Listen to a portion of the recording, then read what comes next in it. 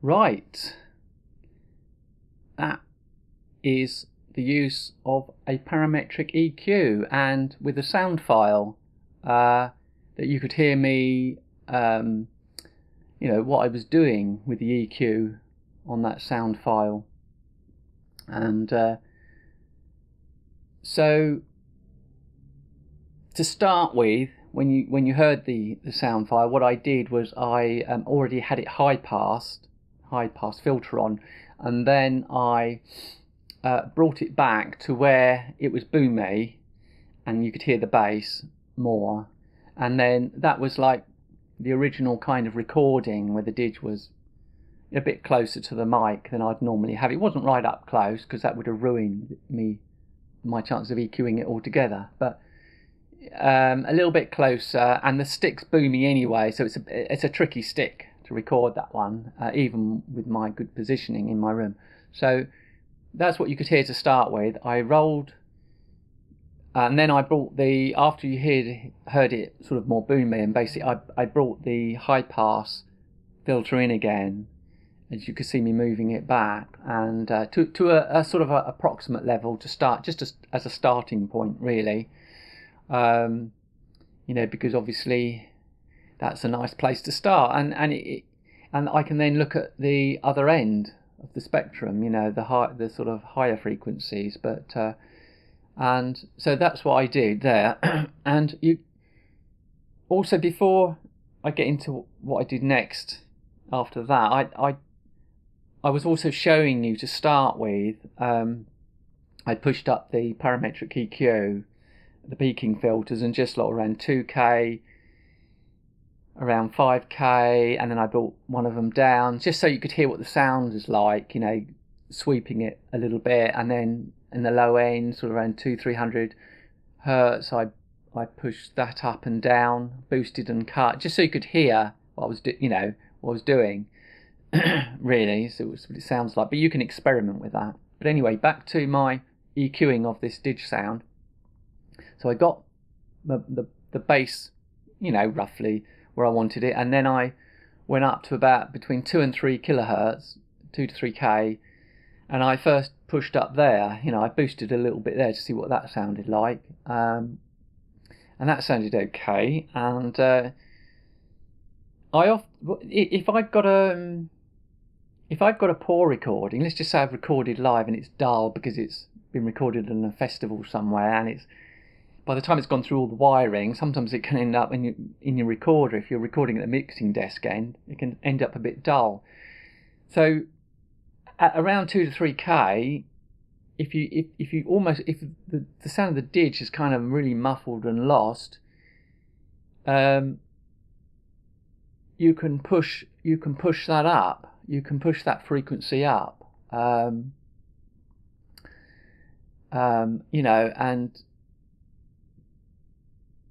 get that body of that sound back. I'm also going to talk about cutting, because in a way it's more important to cut first, but I'm just going to talk about this because in my experiment I'd rolled the bass off, and then there to my ears wasn't a huge amount of low mid issues there, so I then just went straight to the 2 to 3K and pushed that up. And yeah, that sounded okay. So then I went to around 5K, I think, and then I pushed that up a little bit, and just to give it a bit more, just to make it slightly brighter, the sound, not too, but just a little bit, give a little bit more presence to the sound. So that's what I was doing there. But of course, when you're practicing it, you wanna try these areas, and then obviously move it up to higher frequencies and sort of test with your ears to see how it's sounding, because it's, at the end of the day, you've got to experiment with it. But then that's what I was doing there. And then once I'd done that, I thought, yeah, that sounds reasonable. That sounds a little bit better. But and then I went back down to near where I'd done the high pass filter around 100 hertz. I think I high passed it. Roll off was, I think, just above 100 hertz somewhere. And just to say that when you're rolling the frequencies off, be careful not to roll if you want some bass in your didge, you don't want to roll all the frequencies off. You know, it's let's just say you've recorded a didge around, the one I used was D, just flat D. I think it's around 70 hertz. D, I think D2, I think it's about 73 hertz. But so if you want some of the, you want to leave the bass in, then you don't want to roll them all off. I mean, it might make it sound much cleaner, but be careful not to roll them all off. So that's why you want to set the high pass just right. And you could see there I had different slopes, dB octave slope. So I chose the 24 dB octave slope, which isn't too steep. You could have a more gentler slope. For example, on this plug-in EQ, it could be 12 dB, or you could have it steeper, but you know, I prefer to use something in between. It sounds quite nice when I'm using it, but also you can combine the high pass with the low shelf filter, so you've got sort of like the high pass rolling off with the curve, and then it sort of flattens out. You can add them together and carve out a kind of EQ. You know, you can experiment with that. So in other words, it's sort of like rolling off, and then instead of rolling right off, you could have like rolling off, and then you've got the shelf there, so you've got a bit of bass left in. You can do little tricks there, you know, like that. And you can also use a parametric EQ and just cut some of the bass out there. But anyway, so you can combine these things together. If you've got a recording that's got not much bass, obviously you need to boost the bass. You can use the low shelf, or you can use the parametric EQ to boost. You know, you can do it that way. So keep those in mind. But let's just say in this example, it's too boomy, and it also makes the sound muddy as well. You know, so by pulling the high pass in, it clears a lot of that out, and that just sounds cleaner. So you know, and it's also stylistic choice how much bass you want in there. You know, everyone EQing is going to make different choices. You know, you don't want to make the same choice as somebody else. You know, because otherwise somebody might want less bass in their sound, somebody else might want more. But corrective EQing is not having too much bass, it's just too booming. The listener's not going to enjoy if you're putting it out there, you know, as a professional recording in the future kind of thing. So it's worth noting that. So right, so that's sort of the bass. So you need to be careful of what didge you've got, how much to roll off, if you need to roll anything off. One of the didges I've got, I mean, that was a boomy didge, but another didge I've got, which is a more conical stick, I have no bass. I have to push it slightly up, you know, because in my room where I've got the recording, I don't want to put it closer because of the balance of the sound, so I will just have to boost a little bit of bass on that. So that's it. You've just got to use what you need to with whatever didge you're using. They'll all be different. So anyway, so roll the low end off to start with, and then I also, what you'll notice, I pushed up around 300 hertz area. You see me boosting with the parametric EQ, the Q. I was pulling it up there on that peaking filter, and what I was listening out for was muddiness. You know, if there's any muddiness there, you know, sort of like, you know, just sound muddy is a good term. They often use muddy in engineering. It's because it adequately describes what you're hearing. So you push it up, and then you can pull it down to make a clearer sound, clear some of that mud out, if you like. So that's what I was doing there, and so I did actually bring it down a little bit, right next to the high pass filter. You could see the high pass filter there, and I brought it down just sort of next to it. I don't know, maybe it was around 200 hertz where I pulled down in the end, or just slightly below, and I pulled it down by probably about dB and a half, not more than a couple of dB. I don't think it was a couple of decibels. So yes, that you often get muddy sound in that area, but also you get warmth of sound, 200, 300, 400 hertz area, maybe a bit more. You get a sort of warmth of sound. So if your didge is sounding a bit cold, or sounding a bit, or even a bit thin, you know, you can get a slightly, well, I wouldn't say thin, maybe. If it's sounding a bit sort of coldish or lacking in warmth, just boost that area. Well, you can have a very gradual slope if you want to. You can change the slope of the EQ. You can have a wider slope. Experiment with it, and to get a slightly warmer sound, So there we go. You can make it clearer if it's too muddy, or you can make it warmer. And also, with my work, I think with one of the recordings I did, I redid it and boosted a couple of points. I think around between 200 to 300, and maybe around maybe a bit higher as well. I boosted it to accentuate some of the word phrasing I was doing, the voicing I wanted in there. So keep that in mind as well, because particularly with your own style of EQing, you might want certain sounds more than another person might want. So, but you've got to balance this. You've got to get this tonal balance right, so that it doesn't sound sort of imbalanced, if you like. For example, it doesn't sound too boomy with the bass, doesn't sound too muddy. It sounds warm as you want it. You might want a cleaner, colder sound, and then you would cut more in that area if you needed to. So, and usually, although I've said I boosted to start, that's how it's, when I was doing the sound file, I was doing it. But I'm used to EQing. What I would suggest to start with is when you've got a sound, is do your bass cuts, get your bass cut, your roll off first, and then do cuts. Do your boost to check where you think there's a problem sound, and then do some cuts first. Do all the cutting first, cut in decibels, because you might find you get a really nice sound once you've cut, rather than just boosting to start with, and then you can boost after that, and then you think, okay, now I've done the cuts, and then I can then boost a little bit here and there. When I finished off with the sound file, I did have a boost between 2 to 3k, and then I just brought it down in the end, and then I just left the boost up. I can't remember what I boosted it now. Probably about, not much, decibel, just over a decibel, maybe a decibel and a half or something. Not much, and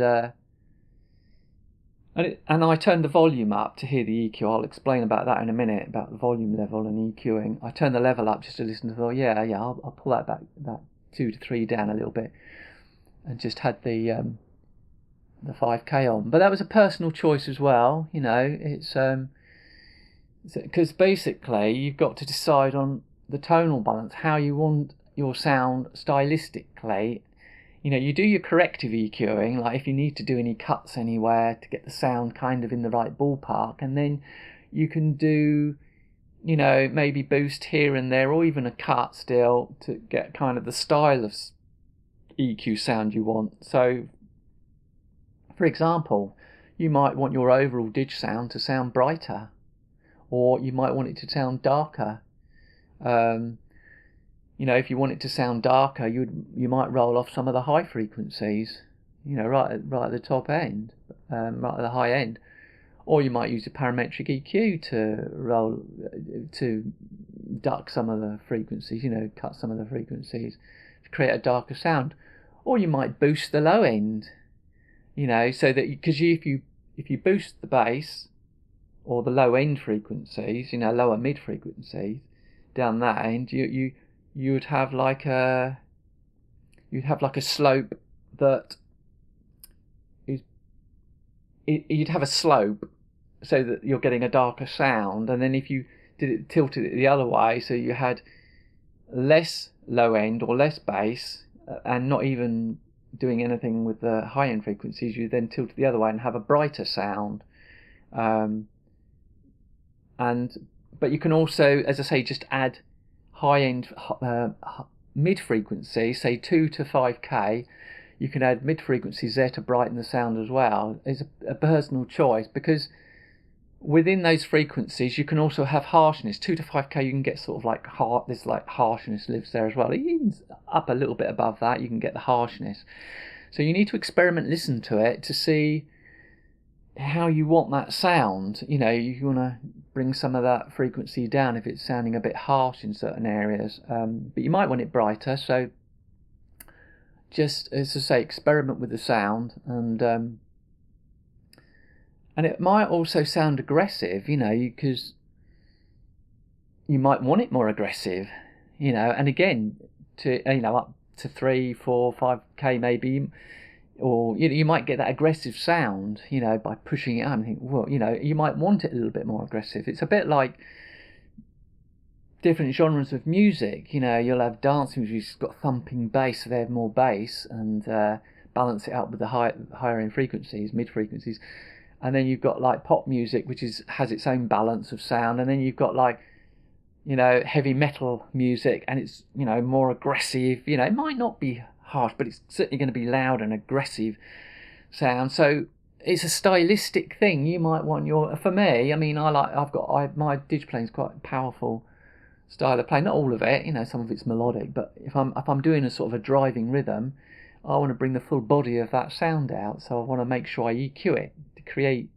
my own sort of, get my voicing right, get my style of EQing that I want. So take that into consideration, because all these different factors, I can't say to you, oh, this is how you should EQ the didge, if, you know, and generalize. I can generalize in the sense of making more corrective EQ choices where you've got so much bass that no one would enjoy listening to it, you know. So you would say that's more corrective, because you're having to roll off the low end, which is just too bad, you know, just sounds too bad. So you've got these choices that you can generalize on, but then you need to discern between that and then stylistic choice of EQing, where you are making your different choices to create your own sound, you know, because everyone will want to create a different sound. They don't want to sound like someone else, you know. You might listen to some didge players and listen to how they've EQ'd, but you don't want to necessarily sound like them, do you? But you might be able to learn from listening to different good recordings, to get an idea of, you know, where you are with your own EQing and sound kind of thing. So anyway, that kind of gives you an idea, and, you know, of how to approach EQ. Is there any other points regarding EQ? Yeah, I mean, hardness, when it comes to, I often find, I mean, you can often say a sound can sound hard, you know, it's got this kind of sort of harsh sound in the mid frequencies I just explained. Also, it can sound quite hard when you've got too much bass. You know, sometimes if you've got like, you've recorded, say, a key F didge, and you've got is it 92 kilohertz, I think, is the fundamental frequency. F sharp, I think that is. I think 87 is F. So you might find that a bit sort of too much. It can sound hard. So if you roll a bit of that off, and so you can still have a bit left in there, but roll it off as well, it reduces the hardness of sound. It's surprising how much hardness you can reduce by just rolling some of that low end off. And so again, you've got to take this in consideration if you don't want that hard sound. And even around 1 kilohertz, and can be quite piercing on the ear sometimes. So you can sort of experiment with these different areas, pushing them up and pulling them down to see what you need to do, kind of thing. Now then, I'm going to mention loudness. Oh, just one thing, that sound file I did, I got it quickly in that area just to demo it and just to give you an idea. Basic EQing. If I was doing a professional recording, I would go back to the EQ and just do a little bit more EQing and tweak it to get the sound a little bit more where I want it. But gives you an idea quickly how you can get there. And I would probably also re-record the didge with the didge further back, so that I didn't have that boominess in the first place. Because I'll explain about didgeridoos in relation to EQs. I've done microphone technique videos, but I think I'll do another video after this just to explain a bit more the relation between the EQ and the didge, and relationship to EQing in your DAW and even the room, and how it's all affecting each other, because that might be quite useful to you to know. But anyway, what I want to talk about now is loudness. Now, got to get your head around this one. This is really crucial. Our ears are more sensitive at different frequencies. So between 2 and 5 kilohertz, our ears are more sensitive to those frequencies.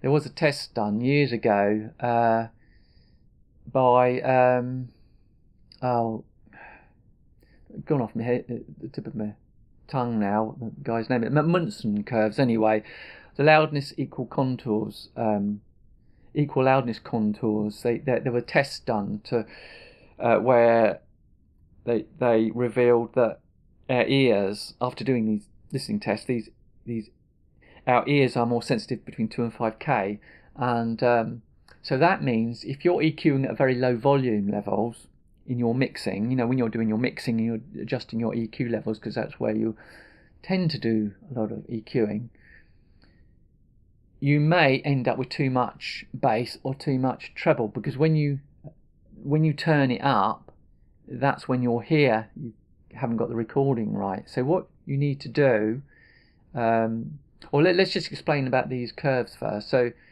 I will put a link in the description, YouTube description, to, I think it's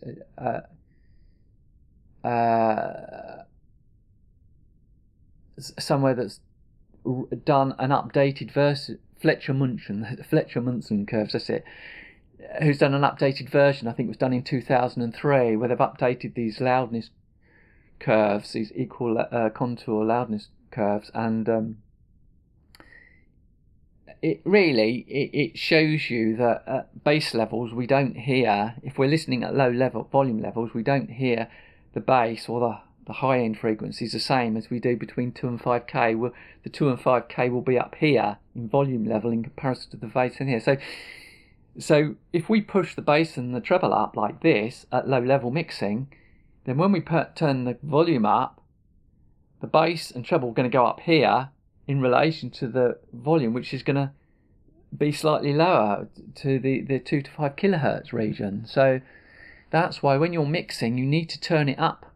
If you don't mix at louder levels, you need to turn it up every now and then to check the EQ at high levels, because they flatten out a little bit more. The level between bass 2 to 5K and the higher frequencies sort of level out. They're not exactly level, but they flatten out more, so you can make more you can make better decisions, and the reason to do that is because when people play back and they do turn their music up, if you haven't got that EQ right at a higher level, people are going to go, ooh, too much bass, too much treble. So you must look that up, and you can look that up, and but just be aware of it to start with. Don't worry too much about it, but just be aware of that and practice putting your volume levels up, and hear the difference in how the bass and the treble is responding to the mid in relation to the mid frequencies, to having it low and high. Really important, that fact. And later on, if you got into it a bit more, you wanted to get the level set properly, a lot of studios set the sound pressure levels up. Sound pressure levels in decibels again, and they can range anywhere between, let's just say, 70 and 85 decibels at the listening position. Bigger studios will be at 85, maybe at 85 decibels. Studios, small studios will be lower than that, and I think I put a link somewhere to that before, but maybe in the next video I'll put a link to that. Anyway, just be aware of that. Now, so that's that on the loudness and EQ. I think that what I was going to talk about was also live sound and hardware mixing, because I'm talking about this is software in a digital audio workstation. I've shown you a plugin there, and there's lots of different plugins. Just before I come to the hardware, you can get different plugins. So, for example, that's a typical digital, EQ in a plugin I was using, and you get lots of different ones. You've got the FabFilter Pro EQ3, I think it is, has about 24 bands on it, so you can get really elaborate EQing if you want to, or you can get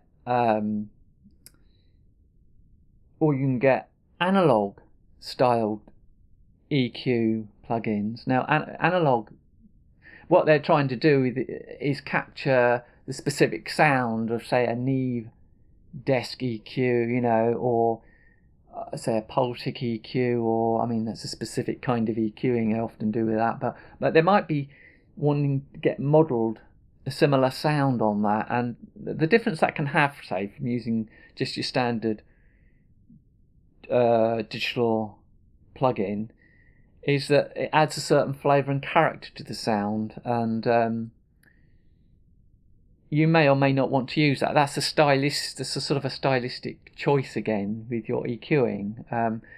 Now, coming to the hardware mixers, I can explain actually that here as well. Hardware mixer, we've got all the knobs, physical button, physical knobs and switches. You might be doing a live session, or you might have that in your studio, whatever, but if you're mixing with that, again, I used to have a Mackie live mixing desk, and then I changed it to an Alan Heath mixing desk, and I found on the Mackie, although you could do the EQ on the Z, the Alan Heath Z mixer I had a much more to my ears, much more musical, a sweet sounding EQ. So this is what you can get. You can get different flavors of EQ. So, but at the beginning, just get used to using a standard EQ, and then later you can make these decisions. So anyway, back to the hardware. So you've got this on a mixing desk. You will have high pass shelf and a low pass shelf again, so you can boost the highs and boost the lows, as you do in the plugin, and then in between you might have one or two parametric EQs. Now let's just say you've got a parametric EQ here. Again, it might be semi-parametric in the sense that because you've got Q in the plugin I showed you, the parametric equalizer, you've got this Q setting the bandwidth. You might not have that. No, you will have the Q on the desk, but you might not have the adjustment of Q. So for example, you can't adjust the bandwidth on the mixing desk. It might be set, but what you will have is a sweep. Now a lot of desks do it that way, so you might be able to sweep frequency, say from 500 to 1 kilohertz to 2 kilohertz, whatever it is, and then you can boost or gain there, but you might not be able to adjust the Q, the bandwidth. So you're a bit more restricted, but it might be fine for what you need. It might be good enough. Now also, if you've got a bit of hardware, let's just say you've got a bit of hardware and you're recording on a hardware recorder, you're not using a DAW, and you want to do all this EQing on, let's just say you've got a Tascam recorder, because they have mixing desk recorders that you can do without using a digital audio workstation. You've got a lot more control on a digital audio workstation in a computer. But if you're using, and a lot of people like to do it because it's easy, you can just, you can just go for it and get quick recordings. But you have got to go into menus, and then in the menu of this bit of hardware you've got, you should find a parametric equalizer, and it'll be the same kind of, although you can see it visually, what I've shown you on the plugin there, it give you an understanding that also applies. You won't necessarily get the visual there. You might just see dials that you can dial up and down, but it's the same, working on the same principle, and hopefully within that bit of hardware you've got fully parametric, where you can adjust the Q, the bandwidth as well. Gives it more, you've got more power and control over everything then. So that's hardware. And live sound, when you're EQing live sound, now just clarify one thing first. I see that some people get confused about whether you can use a dynamic mic and you can't use a condenser mic. Well, you can use a dynamic mic or a condenser mic, it doesn't matter. Condenser mics do pick up more of the higher end frequencies. They are more sensitive to that, so you are going to get more feedback. So you have got to be aware of that. But then certain mics actually reject feedback a little bit better than others because of their polar pattern, have a tighter polar pattern on it. Which, if you look back to my microphone videos, you'll see what I mean by that, and you can look that up. So basically, and I've been using condensers for years, playing live in festivals, gigs, my own doing my own gigs and my own PA. I used to use dynamics, I think, to start with, and then I switched over to condensers because I want to pick up a particular tone frequency I can't get with a dynamic, you see. So that's I will again come to that in the next video. I think I'll do that, and then I can explain about what you can't get by EQing and what you can get, the relationship between mic and EQ. But anyway, so you can use a dynamic or a condenser mic, doesn't matter. I've used the ATM 350, but then I also later on switched to a Sontronics mic I use, which is a pencil mic, not dedicated as a clip-on mic like the ATM 350 is. And a lot of people use a DP, was it the 4099? They're very good. They're very good mics. They've got a very good reputation. A friend of mine uses one on his saxophone. It does sound really nice, and that's a clip-on, so close miking, but they work well.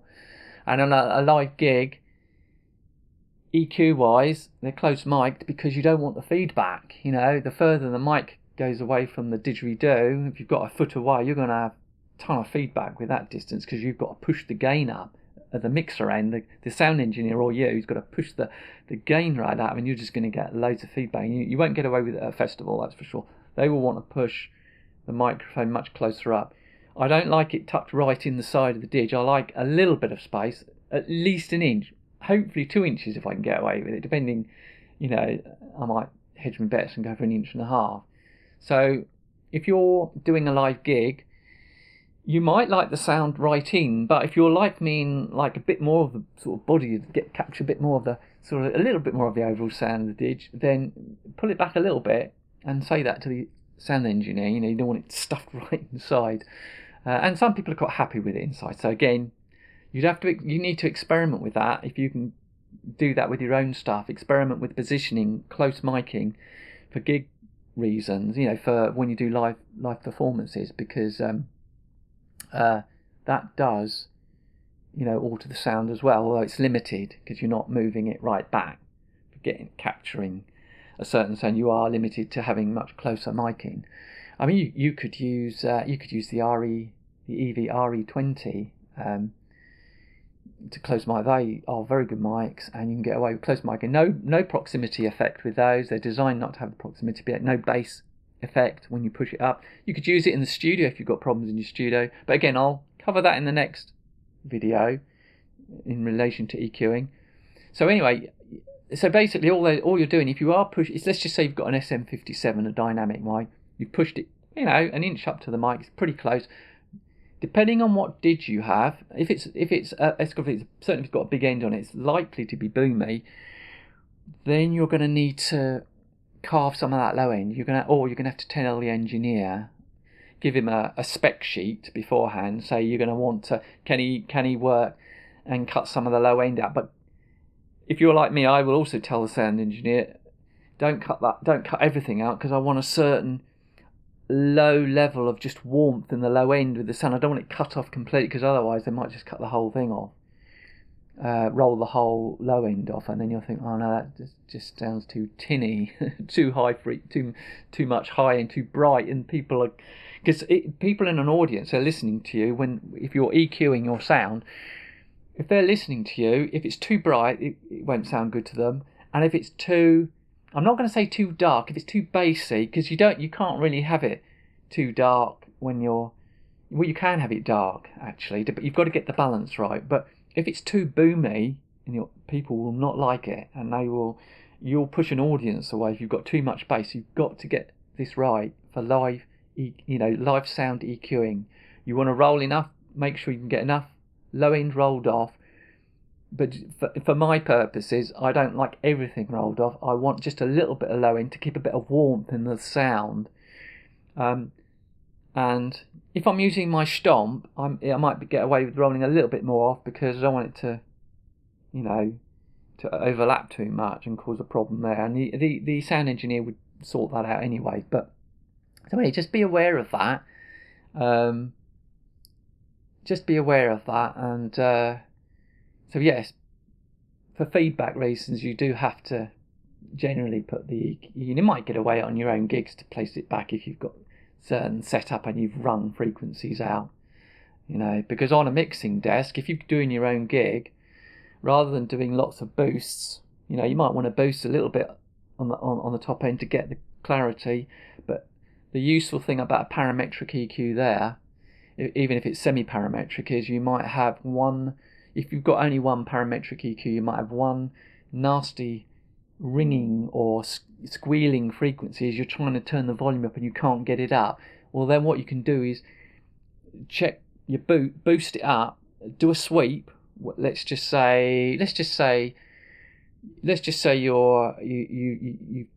turn the boost up, turn the volume up, not too high, and use it in conjunction with sweeping until you get the worst squealing frequency, and it's like, ooh, that's the worst. Then you can cut that frequency, and you've got at least one cut of one frequency, which will then allow you to push the volume up a bit more and get more volume if you're struggling to get volume levels because of feedback.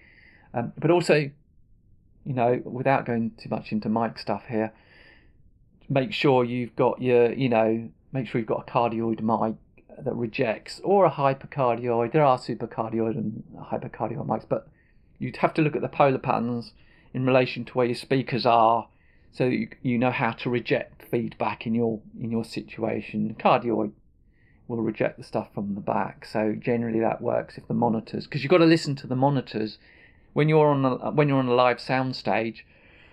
You've got a monitor to listen to. You've got the PA front of house sound system. You can't hear what's going on in that properly. You might hear a big sort of sound, but that you won't hear it properly. So you've got a monitor speaker, fold back speaker, where you've got to listen, and the sound engineer will correspond with you so that you can get your EQ, so you can help him to get the EQ right. And you're telling him, you can say, oh no, a bit more top end, a bit more low end, and then you just got to hope that sound you've got in your monitors is much the same. It won't be exactly the same, but also much the same as in the front of house PA system that everyone's going to hear, because you're relying on that, and the sound of your live gig at the end of the day can make you or break you. I mean, I've heard gigs where good musicians have played and the sound engineer hasn't done a good job, and it can sound terrible. And it's like, oh dear, they're good musicians and yet they sound dreadful because of the sound engineer. You've got to get the sound good. But on the other hand, I've heard, gigs where they've got the sound engineer, and they've done a really good job, and the musicians sound great. If the musicians aren't very good, even with good engineering and EQ, it's still not going to sound that great. But it will. But what I mean is, if you're a good enough dish player and you can get your sound right on stage, then everything's going to be good. So that's that.